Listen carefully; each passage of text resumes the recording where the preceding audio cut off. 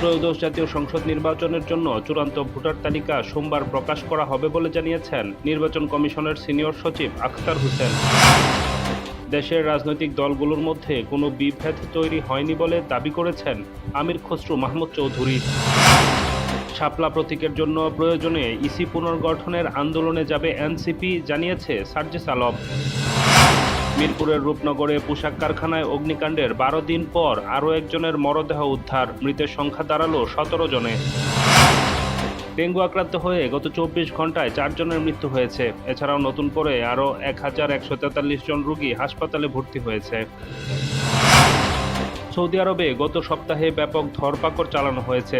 এতে দেশটিতে 22,000-এরও বেশি প্রবাসীকে গ্রেফতার করা হয়েছে।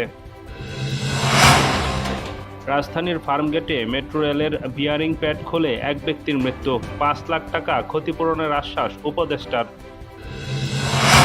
খাবার জাতীয় স্মৃতিসৌধের সামনের ফুটপাতের চাঁদার টাকা যাচ্ছে বিএনপি নেতা ও পুলিশের পকেটে।